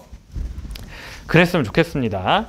자, 그래서 이제 문제 2번으로 와주시면은 성명 표시권 침해를 주장할 수 있는가 이제 2번이었고, 3번 같은 경우엔 뭡니까? 을이 마음대로 또 음반을 만들어 버렸네요. 그래서 음반 제작자랑 이 실현자로서의 권리를 설명을 하고 그 다음에 보상금 청구권을 침해하는지를 봐야 됩니다. 자, 여기서는 자 뭡니까? 실현자의 권리 중에서도 보상금 청구권을 침해하는지를 잘 보는 겁니다. 그래서 문제로 와주세요. 그래서 문제 3번 같은 경우에는 제가 일부러 이번 전체적으로 저의 목표는 좀 배점을 좀 여유 있게 했습니다. 여러분이 답안 쓰는 거에 집중하기보단 문제 푸는 거에 좀 저는 집중했으면 좋겠어서. 그리고 사실은 문제 1, 2번을 좀 더 쉽게 내고 문제 3번을 좀 더 어렵게 냈습니다. 그 목적은 뭡니까? 여러분은 문제 푸실 때 모르겠어요. 이게 몇 개씩 문제를 푸느냐는 정말 자기 스타일대로 가는 게 맞아요. 맞고 저도 어떤 스타일이 더 좋다라고 말씀드리긴 좀 어려운데, 저 같은 경우는 처음에 공부할 때는 문제 1번, 2번을 플러스로 해가지고 그 모든 문제에서 1번, 2번 해서 50점을 목차를 처음에 잡고 50점을 다 쓴 다음에 그 다음에 3, 4번 목차 잡고 목차 다 잡고 그 다음에 쓰고 이렇게 했어요. 근데 저는 이게 방법이 하나가 있고 1번부터 4번까지 다 목차 잡고 그 다음에 문제 쓰는 방법이 있고, 그리고 1번 쓰고 2번 쓰고 3번 쓰고 4번 쓰고 이렇게 있는데 저는 이거는 조금 비추해요. 이거는 근데 이렇게 쓰시는 분도 굉장히 많고 이렇게 잘 쓰시는 분도 많아요. 이것도 여기서 내가 시간 관리만 잘하면 내가 좀 늦어졌네? 그럼 빨리빨리 해야지. 그리고 멘탈이 세신 분들은 이거 괜찮아요. 근데 멘탈이 일단 약하다 자기가, 그러면은 저 이건 좀 추천하지 않습니다. 왜냐면 만약에 문제 이렇게 풀다가 내가 시간 거의 딱 맞춰가지고 3번까지 내가 시간을 딱 맞춰서 썼는데 4번을 봤는데 4번 문제가 너무 어려워. 그러면은 여기서 진짜 멘탈 바사삭 되고, 그리고 생각보다 여러분 이제 쓰시면서 아시겠지만 2시간 중에 이걸 이런 식으로 배점 시간을 쪼개면은 4번이 생각보다 시간이 되게 짧게 느껴져요. 되게 짧게 느껴지는데 이 문제가 어려우면은 여기서 좀 멘탈 나가는 경우가 많습니다. 그래서 저는 사실 이거는 좀 추천하진 않아요. 그래서 적어도 요거 아니면 요거 방식을 좀 추천드리고, 저는 결국에는 이 방식으로 했어요. 이 방식의 단점은 4번 쓸 때쯤 되면은 4번에서 내가 어떤 논리 구조로 이걸 목차를 잡았는지가 가끔 생각 안 날 때는 있어요. 생각 안 날 때는 있는데, 그거는 자기가 목차만 잘 잡아 놓으면은 금방 나고, 그리고 이제 문제 밑줄만 잘 쳐놓으면은 생각보다 빼먹지 않습니다. 그래서 문제를 4번을 날리는 리스크보단 내가 조금 까먹는 리스크가 더 차라리 저는 감수할 만하다고 생각을 해요. 그리고 설사 그렇지 않더라도 적어도 3, 4번 정도는 목차는 같이 잡으시는 게 좋습니다. 그래야 4번에서 진짜 멘탈 나가서 4번을 날리지 않아요. 4번이 예외, 진짜 짱돌이 나오는 경우가 꽤 많습니다. 자, 그래서 보시면은 이제 그 답안 9페이지입니다. 답안 9페이지인데 실현자인 갑이 이제 갑의 침해인지 본다 해가지고 전송권과 동일성 유지권 침해인지 본다 했는데 법조문이 뭡니까? 지금 70번대랑 60번대죠. 원래 법조문에서 복제권 같은 거 보니까 10번대에 있잖아요. 그래서 이 법조문이 달라진다라는 걸 명확하게 일단 인지를 하셔야 됩니다. 그래서 2번 실현자의 권리 해가지고 뭐 이 실현자의 의의랑 권리를 이제 적어 주시면 되고, 그래서 침해되는 권리를 보니까 뭡니까? 일단 전송권 침해 있죠. 전송권 해가지고 제가 여기 법조문을 지금 잘못 써놨네요. 문제 소재에서 죄송합니다. 자, 그래서 전송권에 대해서는 이제 제2조 10호를 잘 적어 주셔야 되고, 사안의 경우를 잘 적어 주시면 됩니다. 한마디로 여기서 뭡니까? 이 다큐 촬영에 대해서는 제가 문제를 이거 안 읽었군요. 지금 정신없이 하다가 죄송해요. 문제를 한 번만 읽을게요. 문제로 잠깐만 돌아와 주세요. 그래서 뭡니까? 일단 전통문화 콘텐츠 제작자 의리죠. 콘텐츠 제작자 의리 있는데 다큐를 촬영하면서 뭡니까? 갑이 A라는 노래를 불렀대요. 노래를 했는데 여기 계약서에 뭡니까? 계약서에는 촬영이랑 상업적인 목적은 이제 한다라는 건 있는데 구체적인 범위랑 2차적 저작물은 없대요. 2차적 없구나. 그 다음에 갑이 이제 의리 준비한 무대나 이런 걸로 해가지고 곡도 부르고 하이라이트도 삽입하고, 그리고 크레딧에도 갑이 올라갔다고 합니다. 올라갔는데 이후 의리 이거를 뭡니까? 마음대로 편집을 해봅니다. 편집을 했고 이제 광고를 만든 거죠. 쇼폼을 만든 거죠. 근데 여기 뭡니까? 세 번째 줄에서 여기서 쎄함을 무조건 느끼셨어야 돼요. 실현 맥락과 다르게 사용이 됐다. 그리고 갑의 성명도 기재되지 않았다라고 해서 갑이 불쾌감을 느꼈다고 합니다. 그래서 다시 답안으로 돌아와 주시면은, 자, 그래서 답안으로 돌아와 주시면 설문 1번에서 실현자의 권리 이제 말씀드렸고, 그래서 뭡니까? 전송권 첫 번째로는 쇼폼을 만들어 가지고 복제를 해버렸으니까 요거 뭡니까? 이걸 날렸으니까 뭐예요? 전송권이 침해가 됐겠죠.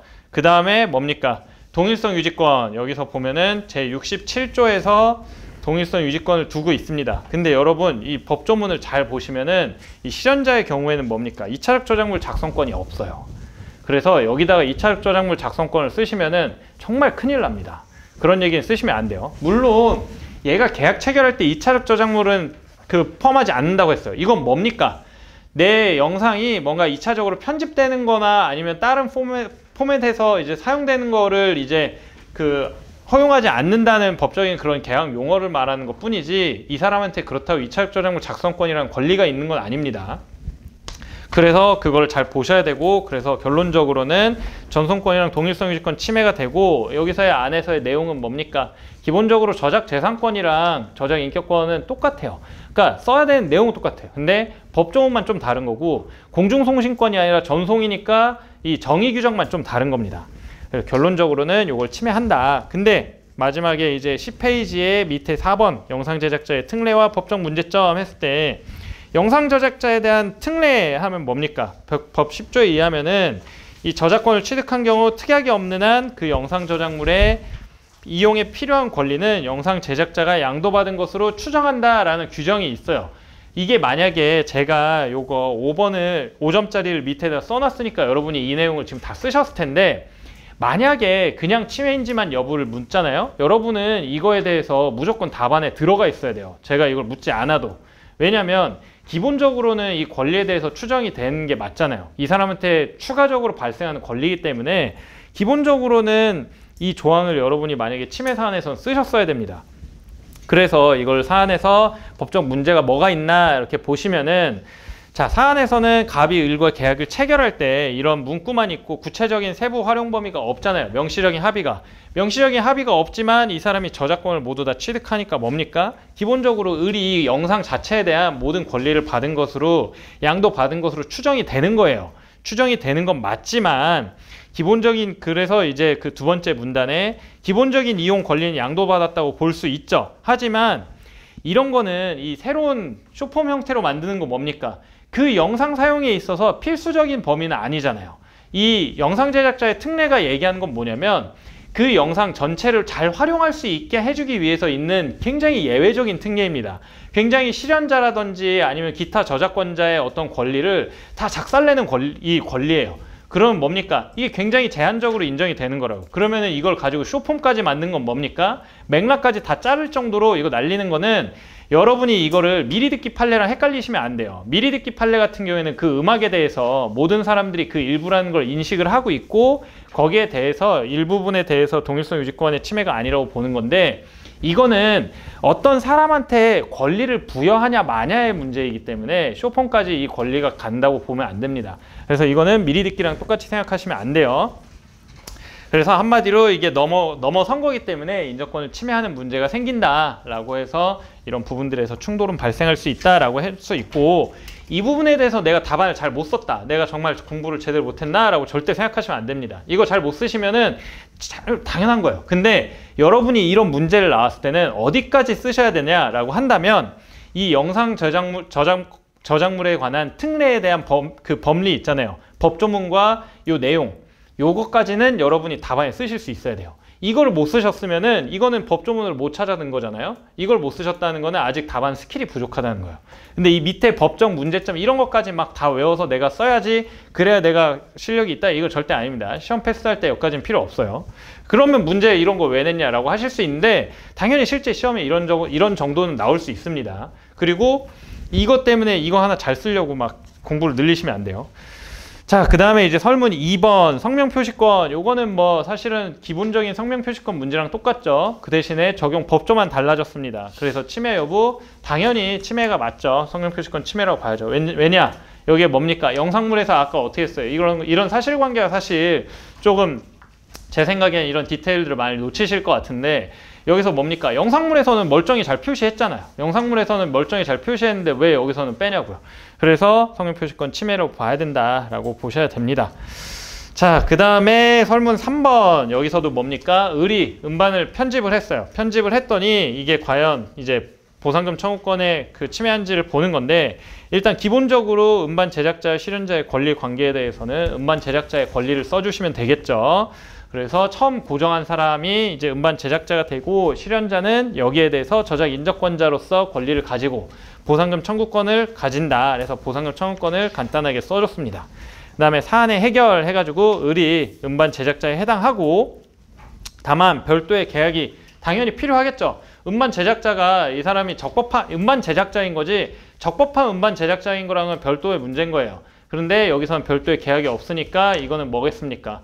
뭔가 문제가 있겠죠. 그러니까 여기서는 일단 기본적으로 음반 실현자의 다른 권리도 침해한다고 볼 수 있어요. 근데 제가 여기서 명시적으로 뭐라 했습니까? 보상금 청구권을 침해한지를 명시해 놨죠. 그래서 수익금이랑 이런 거에 대해서 분배를 당연히 해야 되는데 안 하고 있으니까 보상금 청구권에 대해서 침해를 하고 있는 겁니다. 그리고 여기 뒤에 사안의 해결의 뒤에 또한 해가지고 제가 두 줄 그냥 보론처럼 적어 놨는데, 이거는 뭐 사실 여러분이 이거에 대해 궁금하실까 봐 적어는 놨지만, 실제 이거에 대해서 여러분이 막 복제권, 전송권 이거 막 길게 쓰시면은 그거 좋지 않습니다. 이거 다 합쳐서 저도 이거 두 줄만 썼지만 이거보다 너무 더 길게 쓰시는 건 바람직하지 않아요.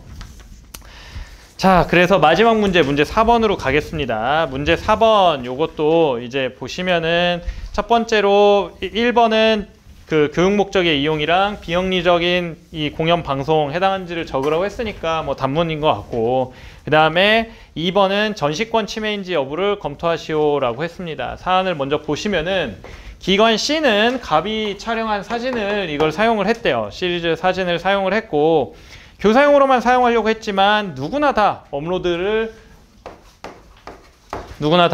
해서 다운로드를 할 수 있다고 했습니다. 근데 사진에 뭡니까? 사용 금지 마크가 있었죠. 그래서 항의를 했다라고 했는데, C 기관 행위가 일단 교육 목적 이용인지 29조인지를 봅시다. 그래서 이제 14페이지로 와주시면은 이럴 때 어떤 분들이 이런 문제에서 꼭 침해 여부를 앞에다 엄청 길게 쓰시는 경우가 있어요. 절대 그러면 안 됩니다. 여기서 묻는 건 뭡니까? 제한 사유에 해당한지만 묻고 있는 거예요. 침해 여부를, 물론 제한 사유라는 게 결국에 침해를 전제로 하는 건 맞는데 문제에서 뭘 묻는지를 보셔야죠. 그래서 침해에 대해 쓰시고 싶으면은 요런 거는 진짜 한 두세 줄 이하로 줄여서 쓰셔야 됩니다. 뭐뭐해서 무슨 권리 침해한 거로 보이지만 제한 사유를 본다, 뭐 요 정도로만 쓰셔야 돼요. 그래서 수업 목적의 일부 이용으로 저작권이 제한되는가 해서 의의랑 요건을 써주시고 사안 검토하시면은 뭡니까? 슬라이드로 구성은 잘했지만 누구나 다 하는 건 뭐예요? 다운로드 하는 건 일정 이용 범위를 넘어서는 거겠죠. 그 다음에 넘어가 주시면은 영리를 목적으로 하지 않은 공연과 방송에 해당하나 요거를 보는데, 자 보시면은 가의 취지 보시면 의 취지는 적지만 나 사안에 검토하면 뭡니까? 이거 그 공연이나 아니면은 방송이 아니잖아요. 이건 전송행위이기 때문에 요거에 대해서는 당연히 해당하지 않는다라고 보시면 됩니다. 결론도 마찬가지죠. 자, 그 다음에 넘어서 설문 2번 가주시면은 이 전시권 침해인지 보면은 일단 기본적으로 전시권의 의의는 뭡니까? 사진, 그 미술 건축 사진의 경우에만 해당하는 거고 전시가 유형으로 하는 거다. 그러면은 다운로드 행위는 뭡니까? 전시 행위가 아닙니다. 이거를 많이 헷갈리시는 분들이 많아요. 그래서 일부러 제가 문제를 낸 거고, 결론적으로는 이거는 공중송신권 침해는 문제될 수 있지만 전시권 침해는 아니다라고 가는 게 맞습니다. 네, 제가 첫 시간이라 좀 다른 설명드릴 것도 많고 해가지고 오늘 조금 길어졌습니다. 근데 뭐 다음 시간부터는 아마 이렇게 길어질 일은 없을 것 같습니다. 자, 그래서 이제 오늘 강의는 여기까지고요. 사실은 이제 지금부터가 진짜 중요합니다. 아마 왜냐면 주변에 이제 지금부터 이탈자가 생겨요. 특히 동차이신 분들은 올해는 진짜 조졌다 생각을 해가지고 이탈자가 진짜 생길 수 있는데, 실력이 제일 많이 느는 시기는 지금부터 진짜 7월 말까지 그 시험 보는 날까지입니다.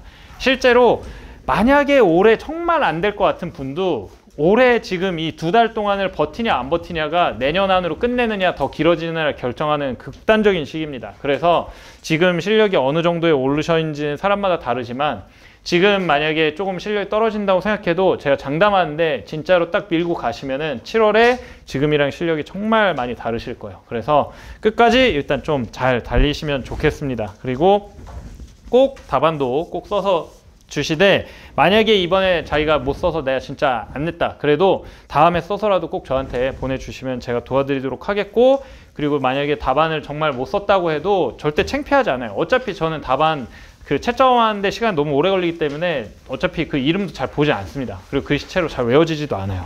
그러니까 그런 거 생각하지 마시고 제출하시면은 좋을 것 같습니다. 네, 늦은 시간까지 너무 고생하셨습니다. 연휴인데 그래도 쉬지 마시고 꼭 공부하시길 바랍니다. 네, 고생하셨습니다. 예.